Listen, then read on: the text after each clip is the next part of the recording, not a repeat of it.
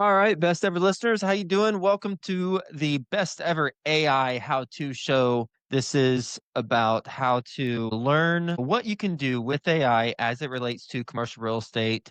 And with us today, we have Amir Elion. How you doing, Amir? I'm very well, thank you. Very happy to be here. Thanks for having me.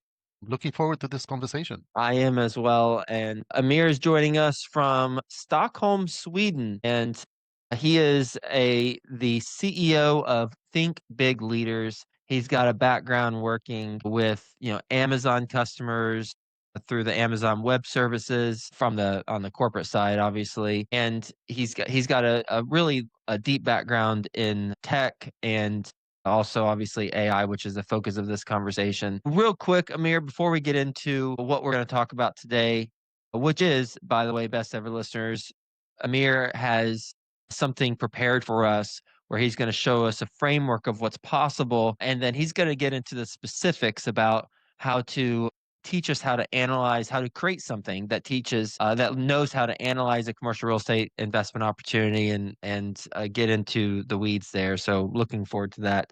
But before we get into that, real quick, Amir, you want to give the best ever listeners just a little bit about your background and your current focus? Yes, so I would say, without going into the entire history, it's a mix of corporate jobs. So I've been at Amazon Web Services, I've been at Motorola, I've been at Teva Pharmaceuticals, I've been at startups as well. So I was director of products in a couple of startups, and I've been on kind of consulting jobs. So I kind of had the opportunity to see different ways of working, different sizes of organizations and whatnot. And I would say the intersection or kind of the recurring themes throughout my career is the intersection of business, technology, people, and processes, and how these all and innovation. So that is kind of something that these are the things that kind of drive me. And again, it may take different shapes and forms, but yeah, in the past 2 years with Think Big Leaders, I'm helping businesses of all sizes and sorts and industries think about AI, think about innovation, and accelerate their journeys with it. Well, let's talk about AIs. Before, I mentioned to kick things off that you've got a framework that you can show us first, and then it'd be great to if you can, get into demonstrating what's possible with AI specifically as it relates to commercial real estate and analyze deals. Yes. So let me just put it up. Good. So, it's overwhelming. The flood of things that are coming, what is possible, where do we start, the technologies. It's even for people who are like deeply involved, it's super hard to just keep track of things. So what I try to do is I try to translate all this change that is happening to practical terms for business value, right? And for non-technical executives. And that's why I kind of created this framework, and it has three buckets. So the first one is something that most people begin with and are easier maybe to grasp and start with, which is boosting your productivity, your own, your teams, your organization. There's a lot of manuals, non-automated, unstructured data out there, and a lot of our processes over the years are trying to moving these things around. And there's definitely lots of opportunities there to look into your workflows, to do them at scale, to do them at higher quality, also kind of draw on the best practices that you've accumulated along the years and ingrain them in the process. So this is the first bucket that I often start with, identifies those use cases and see how you can augment them with AI. The second bucket is something that I call creating new value, and it can take two forms. One is in the channels and the ways that you interact with your stakeholders, your customers, your partners, your I don't know, other stakeholders, investors, for example. And here it's again looking into the journeys, the user journeys of these stakeholders, and removing friction or creating new value in those journeys. So, for example, in the way that they ask for some questions about your services or your products, or so in their pre-sales discussions or this kind of purchase decision journey, or when they're already customers and they need some support or troubleshooting or things like that. So that's where the one side of creating new value with AI. And by the way, just to give you an example, you could, if you have customers that are speaking different languages, but until now you were not able to answer them in Spanish, German, Chinese, I've already worked with some of my customers where we built AI solutions that took that knowledge that was just in English all that knowledge that the organization has about their products, their services, their support. And now, no matter what language I, as a customer, interact with it, I get the answer in my language in a personalized way from that source knowledge in English. So this is one example of kind of those channels. And the other way of creating value with those stakeholders is by actually embedding and injecting AI into your products and services. So obviously, if you're doing digital services or products, that's almost a given opportunity that you should be looking into. But even if you have like physical services, but on top of that, you allow people to do some of the things through digital products. So, or you could create new products with AI based on kind of this digital opportunity, then that's another way to create value to your stakeholders. And the third bucket, which not many think about, but I think they should, is the fact that AI, and especially at the pace that it's moving, is already disrupting models. And when I say models, it's operating models, business models, value networks, and financial models. So there are ways to look at that value chain that you're part of and think, okay, can we move up and down the chain? Can we move sideways? Can we do more vertical things that otherwise we wouldn't be able to do with the help of AI? For example, if you're doing a white glove service, right? You're very high touch, doing something very engaged, and that means your cost is pretty high, and you still want to maintain that kind of very high quality service. But what if you could create a version, a light version of that service with AI and go for a completely different market, right? Like a not so high touch and more self-service, but still with all the proprietary knowledge that you have and skills and capabilities. So that's what I invite executives to think about, these three buckets. And I usually suggest that they don't just, although they might start with one, like saying the boosting productivity just to get like lower hanging fruit and momentum, I think they should be thinking about building a portfolio of use cases and rethinking all of these in the age of AI. Because if you don't do that, probably somebody else is doing that, and then you're going to be left behind. Hey, makes sense. So Which one, I commercial mean, real estate. which one resonates most with you? I mean, I'd say productivity. I think that's lowest hanging fruit for most people because we are in the early-ish stages of AI implementation, and people are trying to get AI agents. The holy grail is not doing the searches ourselves, but having an AI automatically doing things for us on our behalf so that they are independently, thinking for us on things that shouldn't require our brain power or our time, like commonly asked questions or tasks like, pulling research and automating a workflow, things like that. So I think Yeah. productivity is the one that resonates most with me and probably most of the listeners. Yeah, I mean, often that's where I often also start with customers. But then again, it's interesting to later explore what other opportunities are out there, and some of them are not too hard. Like creating better channels for communication. There's tools today that you can create multi-language chatbots just by uploading all the knowledge files that you have anyway somewhere, or your training manuals or your product manuals. So it shouldn't be too hard to create those either if you're interested.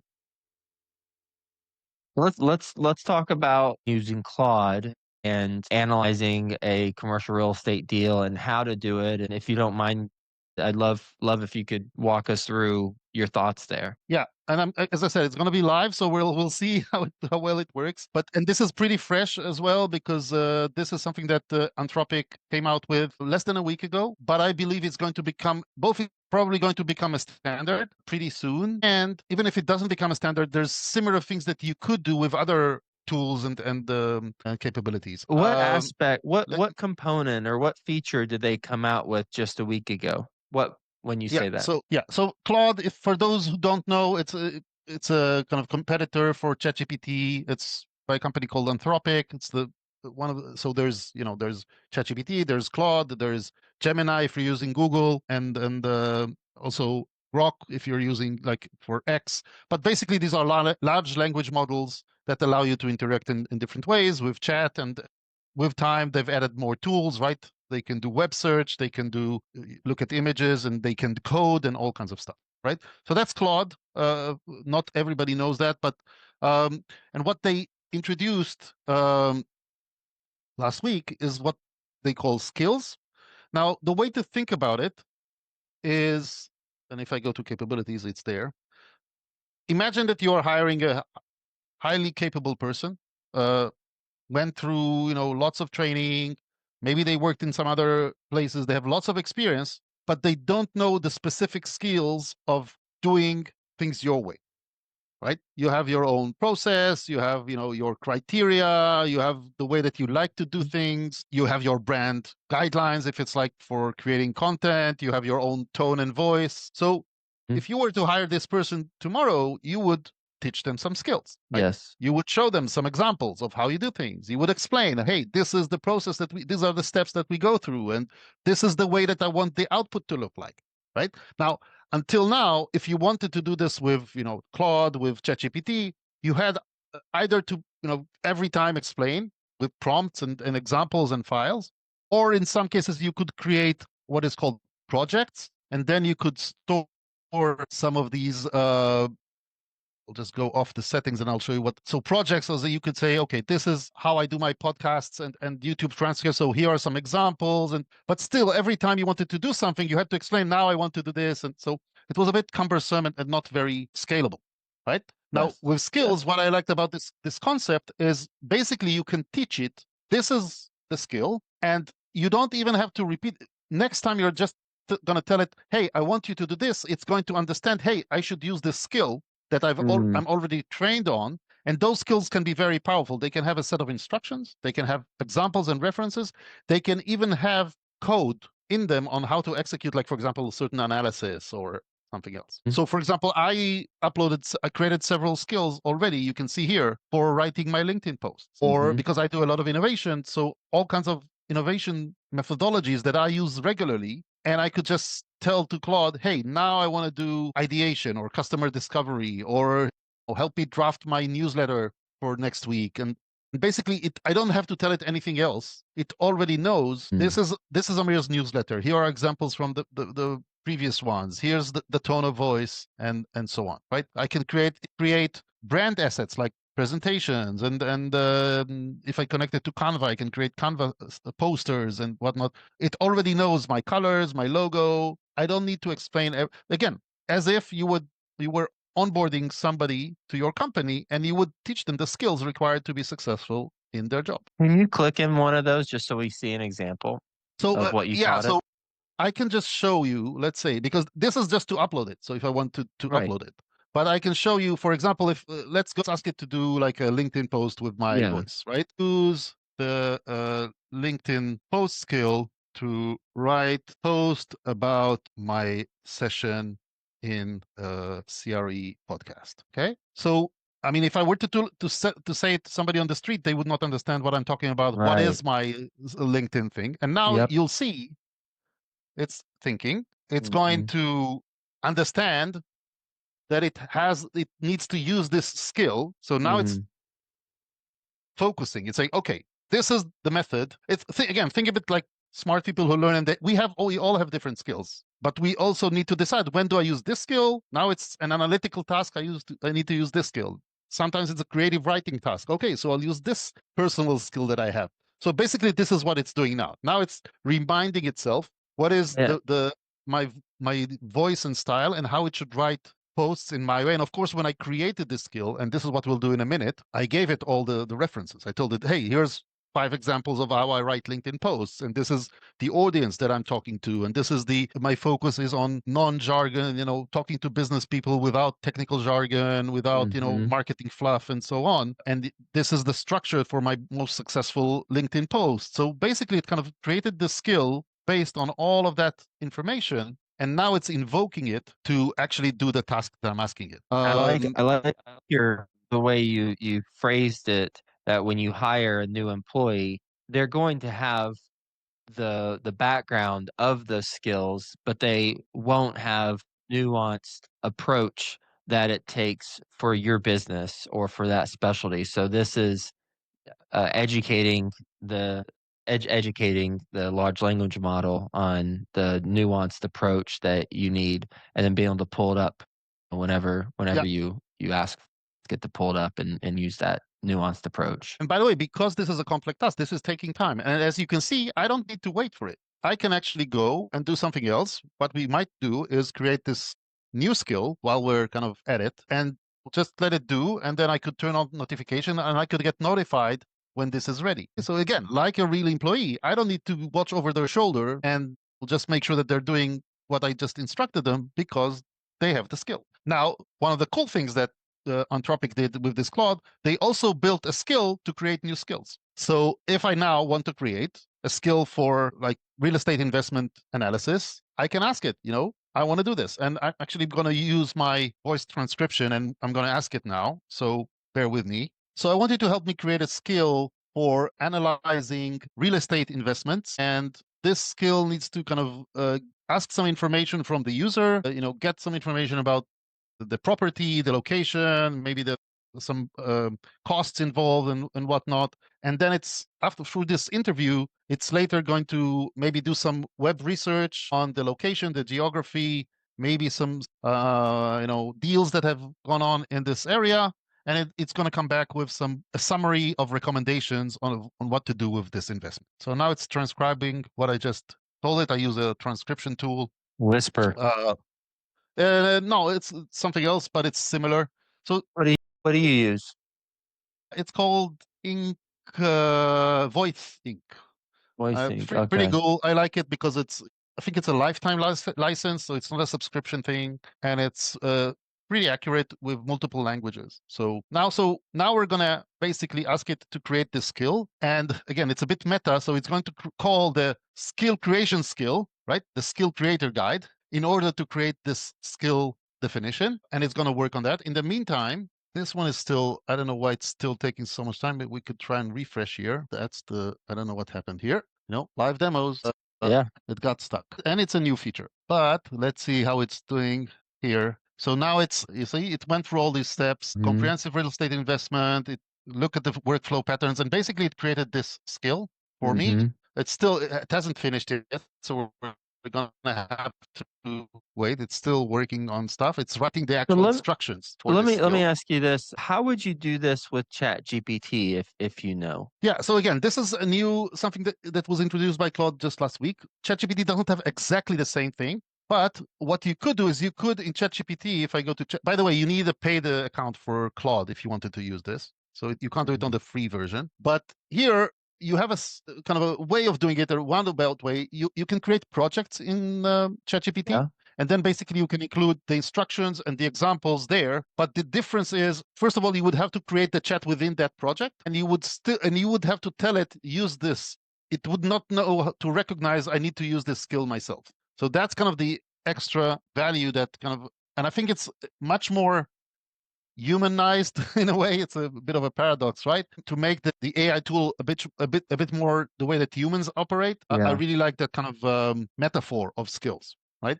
That's been my challenge with ChatGPT, getting it to be more user friendly whenever I'm trying to train it on something.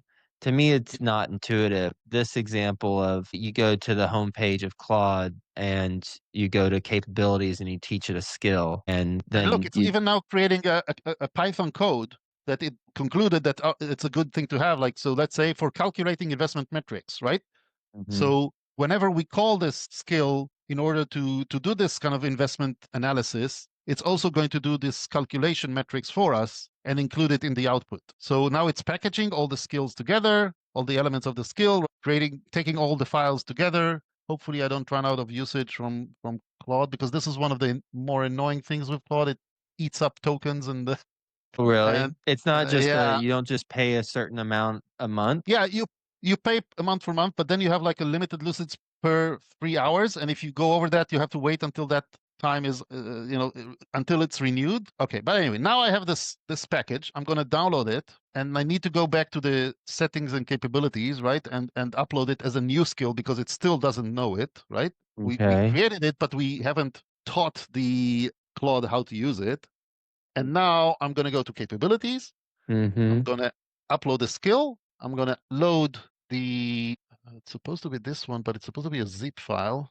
But let's see if it works. I'm not sure. Yeah, it worked and it's on. And now we can go back to a new chat. And remember, this is it, right? And just say, okay, I want you to help analyze new real estate investment. Let's see if it's smart enough to understand it needs to call that skill. Otherwise, it would use like its general large language model. If I would put it just like this for, you see, it understood Let that me it needs start to by take reading this, them. yeah, the instructions. And now if it, I didn't even look at the instructions. By the way, you can manually edit those instructions.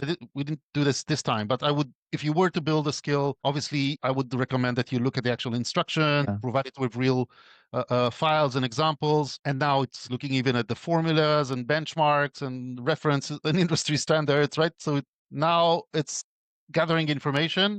It needs to understand the details. And yeah, asking me, like I said, what is the property type? What is the Hmm. location? What is the purchase price? Now, we're not going to go through this example first because Hmm. I don't have data. I'm not an investment expert and I don't have an example here, but you get the Hmm. idea, right? Yes, that's helpful. I would guess that a lot of the listeners, myself included, are more familiar with ChatGPT and not Claude. Yeah. And you open my eyes up to something that is seemingly more user friendly.